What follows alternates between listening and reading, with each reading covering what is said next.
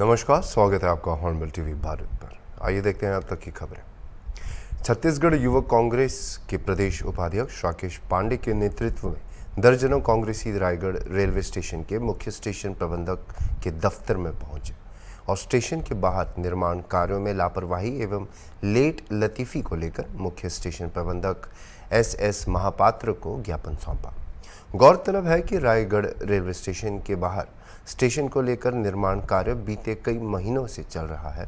पिछले कई दिनों से रोड के बीचों बीच बड़े बड़े गड्ढे करके छोड़ दिया गया है।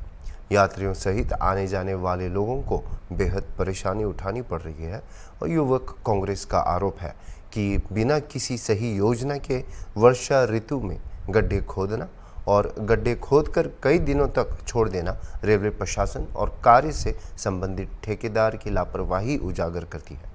आने वाले कुछ दिनों बाद त्यौहार है और ऐसी स्थिति में लोग परेशान हैं और बड़ी परेशानी से आवागमन कर रहे हैं। युवक कांग्रेस ने रेलवे प्रशासन को चेतावनी दी है कि जल्द से जल्द कार्यों का निष्पादन करें, अन्यथा आंदोलन किया जाएगा। ज्ञापन सौंपा गया, क्या मांगे? देखिए, रायगढ़ रेलवे स्टेशन के बाहर निर्माण कार्य चल रहा है, जो भी सौंदर्यीकरण को लेकर लगभग 1 महीने से गड्ढा खोद दिया गया और बड़े-बड़े गड्ढे हैं, छड़ निकले हुए हैं। रेलवे स्टेशन आने जाने के लिए लोगों को गड्ढा पार करके, दीवार पार करके आना पड़ रहा है। आने जाने का कोई साधन नहीं है। लोग परेशान हो रहे हैं। गड्ढे में पानी भरा हुआ है, जिसमें डेंगू का लार्वा भी निकला हुआ है। मतलब इतनी बड़ी लापरवाही है। अगर निर्माण कार्य हो रहा है, होना चाहिए, लेकिन जब आपको पता है कि बरसात है, बरसात में गड्ढा होगा, पानी भरेगा तो निर्माण कार्य नहीं हो पाएगा। तो ये रेलवे की लापरवाही है साफ-साफ कि निर्माण कार्य को प्रॉपर प्लानिंग से नहीं किया गया। जो इस काम को कर रहा है कॉन्ट्रैक्टर, उसकी भी ये लापरवाही है, रेलवे अधीक्षक की भी लापरवाही है। हम लोग रेलवे अधीक्षक को ज्ञापन दिए तो रेलवे अधीक्षक, गैर जवाबदार रेलवे अधीक्षक ने हाथ खड़ा करने की बात कही। इस पर युवा कांग्रेस बहुत आक्रोश हुई उनके चेंबर पे। उन्होंने कहा, वो बोल रहे थे कि मेरी जिससे शिकायत करनी है कर दो, वो अपनी जवाबदारी से पल्ला झाड़ रहे थे। तो ये बहुत दुर्भाग्य लगा। मीडिया के बंधुओं से और रायगढ़ जो आसपास के लोग रहते हैं उनसे हमको इसकी शिकायत मिली थी कि लगातार लोग परेशान हैं। मैं मीडिया के लोगों से चाहूंगा कि इसको आप लोग दिखाएं भी अपने समाचार में कि किस प्रकार से यहाँ यात्रीगण परेशान है। हजारों यात्री रोज आ रहे हैं, दिन में रात में। कल कोई घटना होती है जिसका जवाबदार कौन होगा, इसी मुद्दे को लेकर युवा कांग्रेस ने ज्ञापन दिया। अगर जल्द से जल्द आवागमन यहाँ पर सही नहीं किया गया तो फिर रेलवे प्रशासन समझे जोरदार आंदोलन होगा इनके खिलाफ। ज्ञापन देने पहुंचे थे, किस प्रकार की बात हुई? उन्होंने ज्ञापन दिए कि इसको काम को जल्दी करवाया जाए। बाहर जो गड्ढा खोद के कॉन्ट्रैक्टर बंद कर दिए हैं, उसके बारे में मेरा बात हुआ था तो बताया कि अभी विश्वकर्मा पूजा के लिए बंद था, चालू करेंगे। कार्य क्या तो इनसे बात हुआ था, जैसे बता रहे हैं कि आपका गति शक्ति वाले के दिसंबर तक हो जाना चाहिए कंप्लीट पूरा। इस कार्य का उद्घाटन यूपी चौधरी और जीएम के द्वारा किया गया था और तत्काल निर्माण करने के आदेश दिए। उन्होंने आदेश दिए थे, पता नहीं क्या कुछ कारण वैसे तो बंद हो गया है। जब भी बोला जा रहा है करेंगे, जल्दी करेंगे, वैसे आ रहा है इंडिकेशन। सुनने में ठेकेदार भाग चुका है, वो तो अभी मालूम है नहीं। कोई ना कोई तो ठेकेदार होगा तो काम तो हो रहा है। इस नाली में जो पानी जाम है उसमें डेंगू के हाँ, बताया गया, उसके लिए भी दवा का छिड़काव करने के लिए बोला गया है, लेकिन हुआ नहीं है। हुआ कि नहीं हुआ तो पता नहीं किया। आपकी तरफ से कौन सी पहल की गई है, बताएंगे? अरे मेरे तरफ से तो बार बार उसको बोला जा रहा है, जो यहाँ काम कर रहे हैं, ये एक्चुअली रहता है आपका कोरबा में, वहीं से आते हैं। बार बार उनको बोला जितना जल्दी हो सके काम कंप्लीट कीजिए। अभी पूजा आ रहा, त्योहार आ रहा, कम से कम इसको बंद कर दीजिए, बंद करके कंप्लीट कर दीजिए। रास्ता जाने आने का हो जाएगा, बाकी काम होता रहेगा। लेट का भी काम हो रहा है, क्या ठेकेदार को ब्लैक लिस्ट किया जाएगा? क्या बोले? लेट लतीफ कार्य हो रहा है, लेट लतीफ कार्य हो रहा है, ठेकेदार के द्वारा ही लेट हो रहा है। पानी का पाइपलाइन छोड़ दिया गया था, उसके बाद इसको कोई नोटिस नहीं दिया गया। नहीं, पानी का पाइप छोड़ दिया तो उसको तो बन गया है, काम करते करते हो जाता है, पता नहीं चलता है उन लोगों को कहाँ पानी का पाइप है, क्या क्या करें, क्या क्या कहाँ पर है लाइट। Thank you. 20 सितंबर 2024 को डीबी कॉलेज जयनगर में मिथिला स्टूडेंट यूनियन का नया टीम गठन किया गया। इस दौरान सैकड़ों छात्रों ने सदस्यता ली। नए कार्यकारिणी में कृष्णा पंडित को संयोजक, राजू पासवान को कॉलेज प्रभारी, अकरदीप सिंह को अध्यक्ष, अमन सिंह को उपाध्यक्ष, आलोक कुमार को कोषाध्यक्ष, आयुष कुमार को सचिव और रौनक कुमार को कॉलिंग प्रभारी नियुक्त किया गया है। एमएसयू ने पिछले 9 वर्षों में मिथिला क्षेत्र के छात्रों के विकास के लिए निरंतर संघर्ष किया है, जिसमें कई आंदोलन भी शामिल हैं। संगठन ने ललित नारायण मिथिला विश्वविद्यालय में छात्र संघ चुनाव की बहाली में महत्वपूर्ण भूमिका भी निभाई है। बैठक की अध्यक्षता करते हुए अमर कुमार सिंह ने बताया कि ये चुनाव एमएसयू के संघर्ष का परिणाम है। जयनगर प्रखंड अध्यक्ष आदर्श कुमार मिश्रा ने कॉलेज में सुविधाओं की कमी पर चिंता व्यक्त की है। जिला अध्यक्ष अंकित आजाद ने नए पदाधिकारियों को शुभकामनाएं दी और संगठन के विस्तार की बात कही। अनीश चौधरी ने सदस्यता अभियान के लिए चल रहे प्रयासों का उल्लेख किया, जो समस्तीपुर, बेगूसराय, मधुबनी और दरभंगा में सक्रिय है। सभी नव चयनित पदाधिकारियों को हार्दिक शुभकामनाएं दी गई।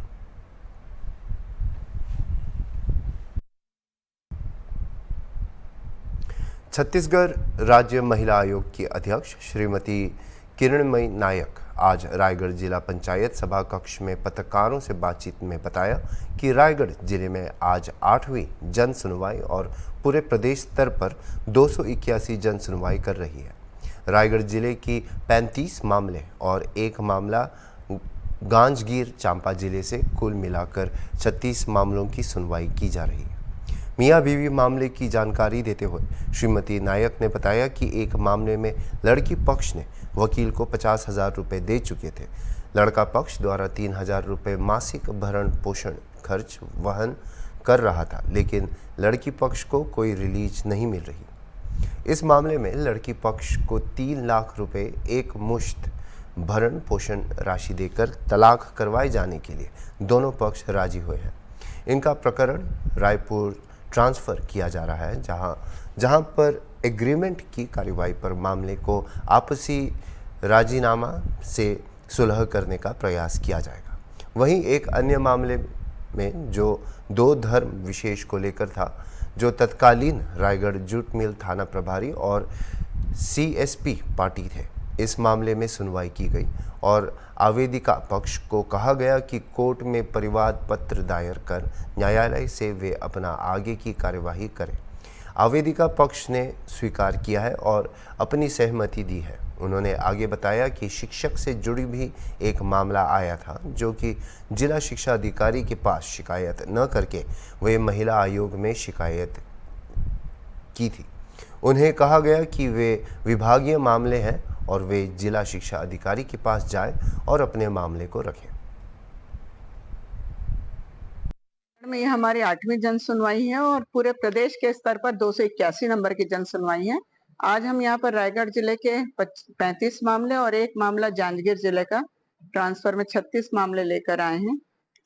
अधिकांश मामलों में दोनों पक्षों के बीच पहले ही सुलह हो चुकी थी, तो वो प्रकरण नस्तीबद्ध किए गए हैं। और कुछ मामले जो विशेष तौर पर बताने लायक हैं कि मियाँ बीवी के बीच में मामले लगातार चल रहे थे और लड़की को अभी तक के कुछ भी खास रिलीफ नहीं मिली थी। महज 3,000 रुपये भरण पोषण मिल रहा था, जबकि वकील को उसके पिता 50,000 फीस दे चुके थे। आज जब समझाइश की बात हुई तो लड़के पक्ष के द्वारा पूरा शादी का सामान वापस करने को तैयार हुए और 3 लाख रुपए एक मुश्त भरण पोषण देने को भी तैयार हुए हैं। तो इस प्रकरण में आपसी सुलहनामा से उनके सारे मामले खत्म करने की कार्रवाई के लिए एग्रीमेंट बनवाया जाएगा और उसके बाद एक मुश्त भरण पोषण मिलने के बाद आपसी राजीनामे से वो तलाक ले सकेंगे। इस तरीके से उनके विवाद का स्थायी पटाक्षेप करने का प्रयास आज किया गया है। यहाँ पर आज 2-3 तरह के ऐसे मामले आए जिसमें एक शिक्षा विभाग के शिक्षकों का मामला था, जो विभागीय एक दूसरे की शिकायतों से संबंधित था और वो विभाग में शिकायत न करके हमारे पास शिकायत कर रहे थे और बहुत छोटी छोटी सी बातें थी, इसलिए उनको समझाइश दिया कि जिला शिक्षा अधिकारी के पास आप इसका निराकरण कर सकते हैं।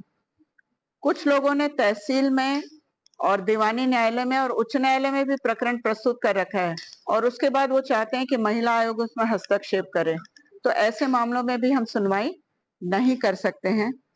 एक मामला यहाँ पर विशेष तौर पे कहना चाहूंगी जिसमें सीएसपी भी उपस्थित थे और जूट मिल के टीआई, तत्कालीन टीआई, अभी वर्तमान में शायद अलग पदस्थापना है, वो आए थे। एक दो विरुद्ध धर्म के धर्मावलंबियों के बीच का विवाद था, जिसमें धर्म विशेष के 14 लोगों के ऊपर में एफआईआर दर्ज हुई थी और उनका कहना था कि हमारी शिकायत पुलिस ने दर्ज नहीं किया। तो कई बार ऐसा होता है कि अपने ऊपर के मामले को बचाने के लिए भी महिला आयोग में लोग शिकायत करते हैं, पर उसमें आवेदिका पक्ष को सुनने के बाद हमने समझाइश दिया है कि वो न्यायालय में अपने वकील के मार्फत परिवाद पत्र पेश कर सकती है और उन्होंने ऑलरेडी हाईकोर्ट में भी मामला लगा रखा है, इसलिए इस मामले को भी नस्तीबद्ध किया गया। समाजवादी पार्टी के अध्यक्ष अखिलेश यादव ने एक प्रेस कॉन्फ्रेंस में सरकार की कार्यप्रणाली पर हमला बोला। उन्होंने कहा कि यदि सरकार आदमखोर भेड़ियों को नहीं ढूंढ पा रही है तो एसटीएफ को ठोंको नीति के तहत इस मामले में शामिल करना चाहिए।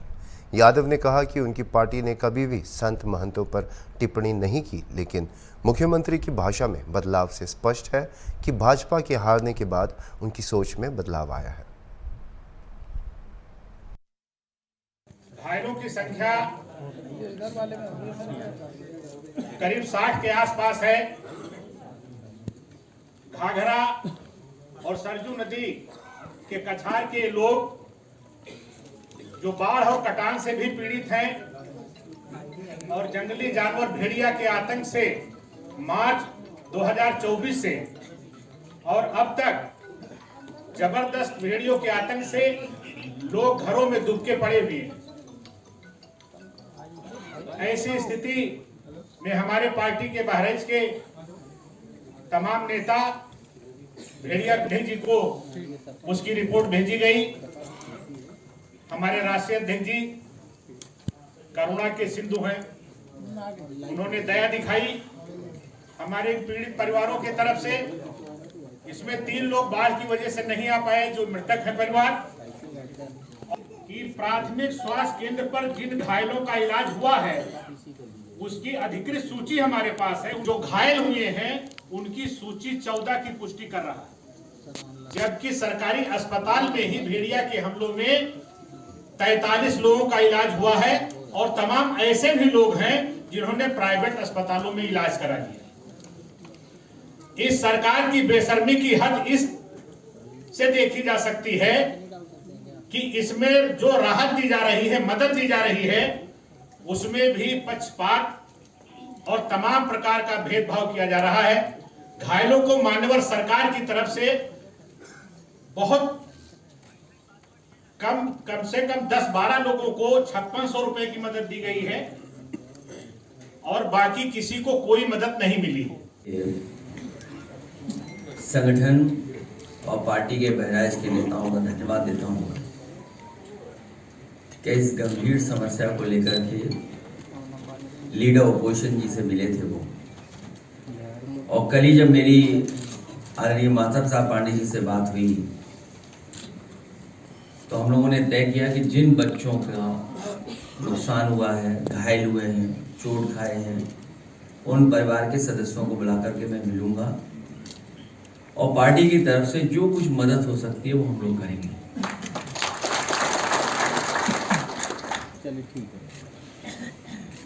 जब से भारतीय जनता पार्टी की सरकार उत्तर प्रदेश में बनी है,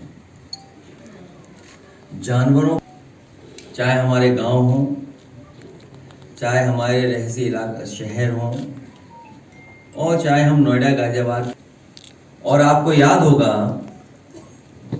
कि जिस समय चुनाव चल रहा था देश के प्रधानमंत्री ने कहा था कि उत्तर प्रदेश में जानवरों की समस्या का समाधान हो जाएगा, और उन्होंने अपने भाषण में भी ये कहा कि हमारे पास पूरा रोड मैप तैयार है, इस समस्या का समाधान तुरंत हो जाएगा। लेकिन इधर हम लोग देख रहे हैं हर दिन कोई ना कोई एक्सीडेंट हो रहा है, जो सड़कों पे जानवर हैं उससे जान जा रही है। हमारा एक साथी जो यहाँ खड़े होकर के कह रहा है, ये सच्चाई है कि पूरे उत्तर प्रदेश में लगातार जो छुट्टा पशु हैं, जानवर हैं, उनकी वजह से जान जा रही है। और इधर समाजवादी पार्टी ने विधानसभा में भी सरकार को जगाने की कोशिश की। टाइगर से, लेपर्ड से, जो हमारे जंगल के किनारे वाले जिले हैं उनमें समय समय पर जाने गई हैं, जिसमें बिजनौर है, पीलीभीत है, लखीमपुर है, आपका सीतापुर है, आगे बहराइच है, श्रावस्ती है, बलरामपुर है। इन तमाम जिलों में सूचनाएं हैं जहां पर जानवर आए हैं, जंगलों से निकल करके आए हैं और अटैक किया है, जिससे बड़े पैमाने पे लोगों की, किसानों की, गरीबों की जान गई। और इधर जो सुनने को मिल रहा है और देखने को मिल रहा है कि गीदड़ की वजह से पूरे के पूरा जो हमारा क्षेत्र परेशान है, लोग भयभीत हैं, डरे हुए हैं। हमारे तमाम पत्रकार साथी भी मौके पे गए हैं, परिवार के सदस्यों से मिले हैं, उनकी बातचीत भी उन्होंने दिखाई है। और सरकार अभी भी गंभीर नहीं है।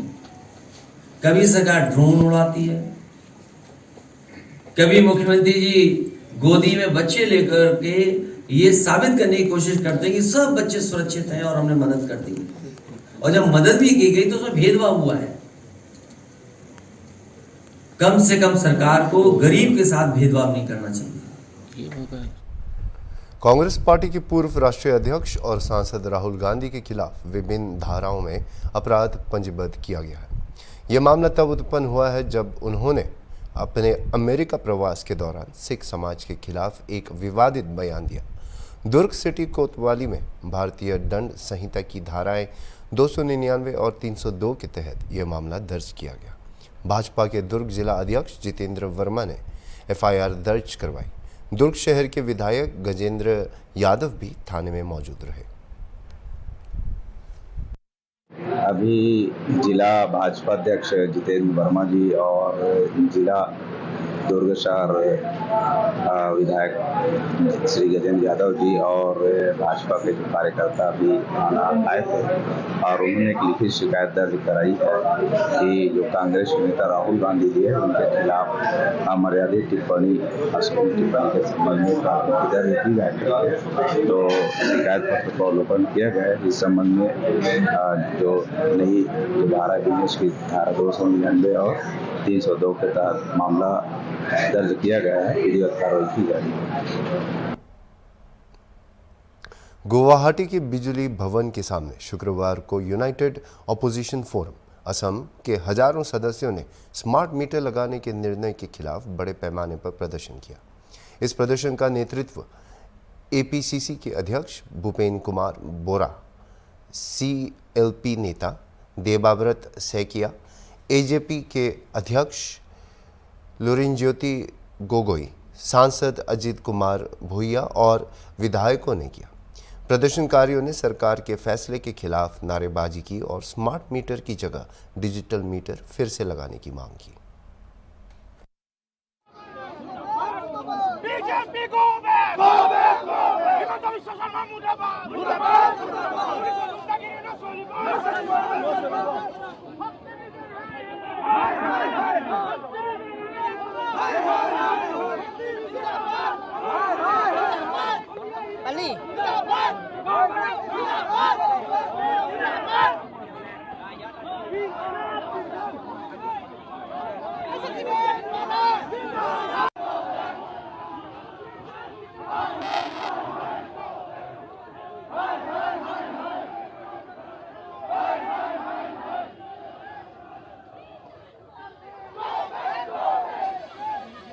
देखिए, एपीडीसीएल का हेडक्वार्टर में आज हम लोग ने यूनाइटेड अपोजिशन फोरम असम का 18 पॉलिटिकल पार्टी का ये घेराव कार्यक्रम है। स्मार्ट मीटर जो गवर्नमेंट का ऑर्डर का मुताबिक सिर्फ कमर्शियल इलाका और इंडस्ट्रियल एरिया और ऑफिशियल एरिया में ये लगाना चाहिए, लेकिन आज 26 लाख जो गरीब परिवार है, ये 26 लाख गरीब परिवार को अडानी का साथ मिलके असम का सीएम हिमंत बिश्व शर्मा ने लुंठन करने के लिए ये स्मार्ट मीटर को एक करप्शन और लुंठन, एक घोटाला का साजिश करके ये असम का 26 लाख साधारण आदमी का घर में ये इंस्टॉल किया है, जो कांग्रेस पार्टी और हमारा पूरा यूनाइटेड अपोजिशन फोरम इसका आज विरोध किया है।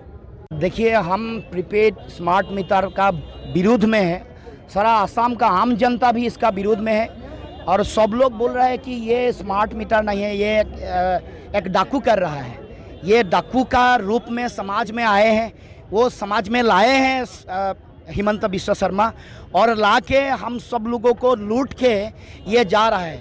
ये जो हिमंत बिश्व शर्मा है, उसका सरकार ब्रिटिश जो ईस्ट इंडिया कंपनी है उसका सेकंड ये संस्करण है, ये सेकंड एडिशन है। इसीलिए हम लोग सब इकट्ठा होकर यूनाइटेड अपोजिशन फोरम के तरफ से इसका विरोध में है, विरोध कर रहा है। और ये जो प्रीपेड स्मार्ट मीटर है, इनको यहाँ बंद करने के लिए हम लोग अपील कर रहे हैं। आसलते मैं कहूँ जे ये स्मार्ट मीटर নহয়, এইটো এটা টেষ্ট খোৱা মিটাৰ, আৰু এই টেষ্ট খোৱা মিটাৰেদি এতিয়া সমগ্ৰ অসমতে চেণ্ট্ৰেল কমিটিৰ চেণ্ট্ৰেলৰ চৰকাৰখনে এইটো নিৰ্দেশ দিছিলে যে এইটো উদ্যোগ প্ৰতিষ্ঠান আৰু কাৰ্যালয়বিলাকত এই মিটাৰ স্মাৰ্ট মিটাৰ লগাব দিছিলে। কিন্তু মাননীয় মুখ্যমন্ত্ৰী মহোদয় এইটো সমগ্ৰ অসমতে ঘৰে ঘৰে লগোৱাৰ এটা চলিছে আৰু ঘৰে ঘৰে লগাইছে, আৰু ঘৰে ঘৰে লগাই এইটো তেজ শুহি খোৱা, অসমৰ মানুহ তেজ শুহি খোৱা এটা বাট মুকলাই দিছে আদানী আৰু আম্বানীক।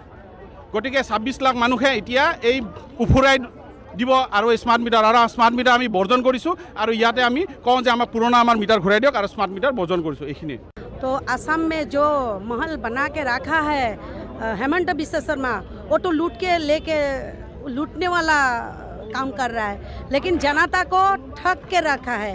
अभी देखिए कितना जनता का प्रॉब्लम हुआ है, जनता का लिए हम लोग निकल के आया है। हेमंत बिश्व शर्मा का दिमाग में एक ही है, जो असम को लूटना है, असम का आदमी को लूट के लेके जाना है, यही उसका राय है। वो असम के जन्म लिया है, लेकिन असम का लिए कोई वो मतलब नहीं सोच।